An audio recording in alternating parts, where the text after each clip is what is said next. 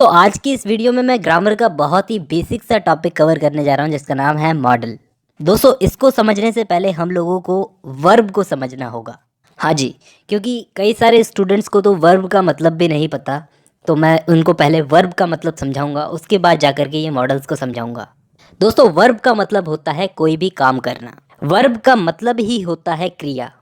हिंदी में इसका मतलब होता है क्रिया। खाना पीना उठना बैठना नहाना धोना कुछ भी करना वर्ब है। जैसे सुनना, सुनना एक वर्ब है, क्रिया है, काम है। तो इसको क्या बोलेंगे सुनने को? लिसन। अब दोस्तों ये लिसन जो है ये वर्ब की फर्स्ट फॉर्म में है। आपने वर्ब की फर्स्ट सेकंड और थर्ड फॉर्म का नाम सुना होगा। तो इस वक्त ये लिसन जो है ये वर्ब की फर्स्ट फॉर्म में है।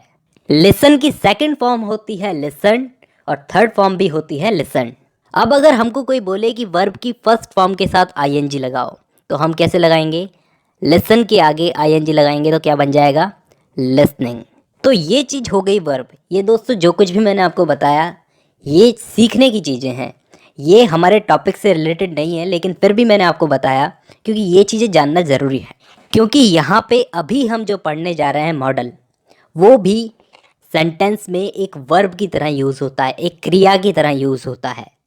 अब वर्ब को रख दो थोड़ी देर के लिए साइड में, अभी हम लोग मॉडल पर चर्चा करते हैं। दोस्तों मॉडल वर्ब की तरह तो यूज़ होते हैं, लेकिन किस चीज़ के लिए मैं आपको बताता हूँ।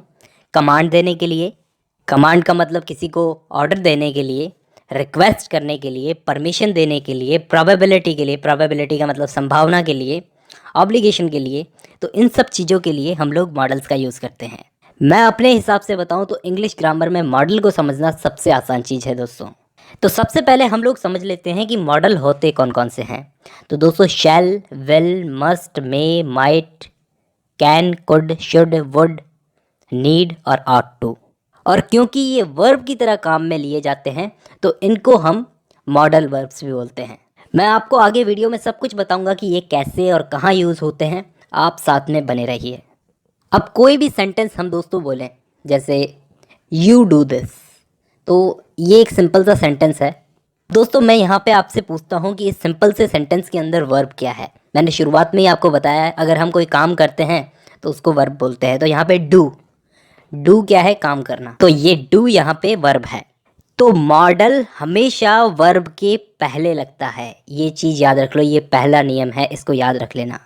कोई भी मॉडल हो हमेशा मेन वर्ब के पहले आएगा। फॉर एग्जाम्पल हम लोग यहाँ पे मस्ट वाला मॉडल रख देते हैं तो ये सेंटेंस बन जाएगा यू मस्ट डू दिस।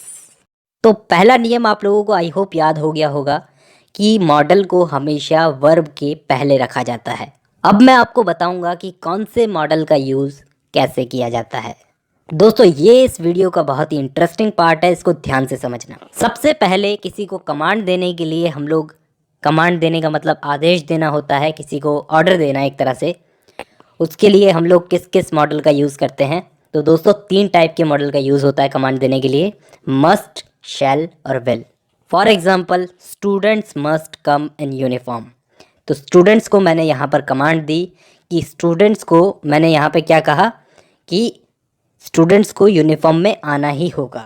इसी तरह से दोस्तों शेल वाले मॉडल का यूज़ भी कमांड देने के लिए किया जाता है, लेकिन कोई ऑफिशियल कमांड शो करने के लिए, कोई कानूनी कमांड को शो करने के लिए हम लोग शेल वाले मॉडल का यूज़ करते हैं। For example the state shall provide free education to children.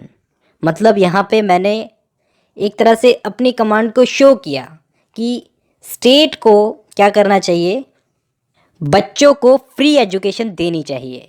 मैंने कमांड दी लेकिन अपनी कमांड में कोई दबाव नहीं दिया, मैंने सिर्फ कमांड को शो किया। तो कोई ऑफिशियल कमांड को शो करने के लिए हम लोग शेल वाले मॉडल का यूज़ करते हैं। वैसे ही दोस्तों इस विल का यूज़ भी कमांड देने के लिए किया जाता है, लेकिन शांति से, एकदम पोलाइटली, विनम्र तरीके से कमांड देने के लिए।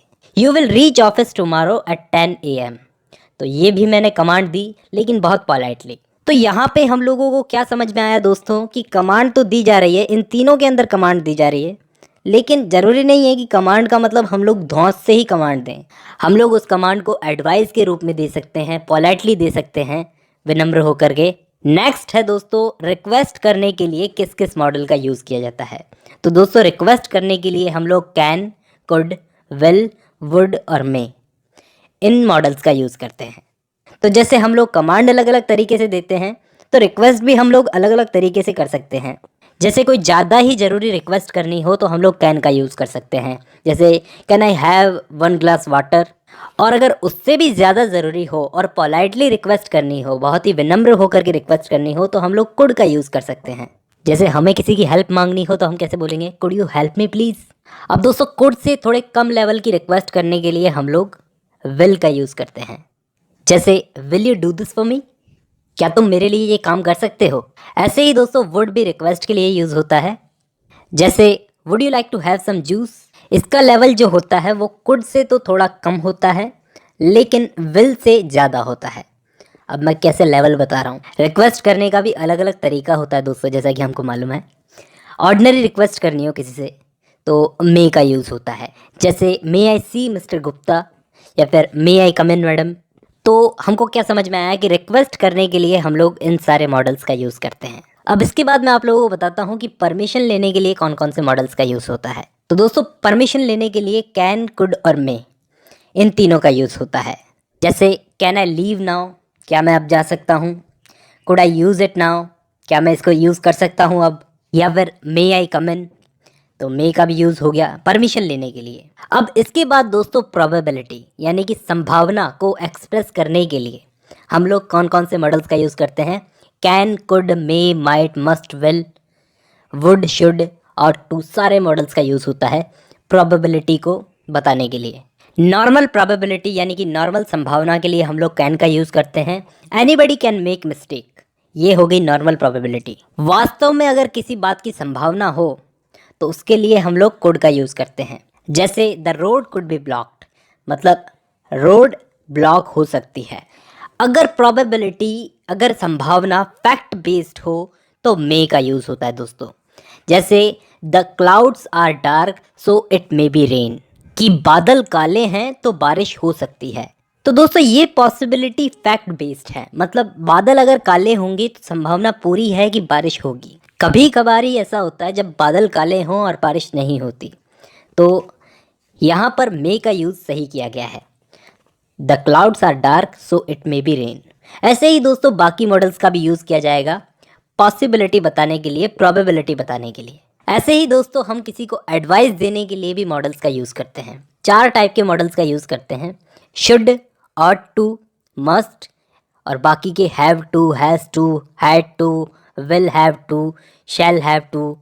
तो इस टाइप के सारे मॉडल्स का यूज़ हम लोग करते हैं एडवाइस देने के लिए किसी को। जैसे you should work hard for best marks, you ought to serve your parents, you must read it because it is wonderful, या फिर students have to take examinations. तो इस तरह से हम लोग एडवाइस देने के लिए इन सारे मॉडल्स का यूज़ करते हैं।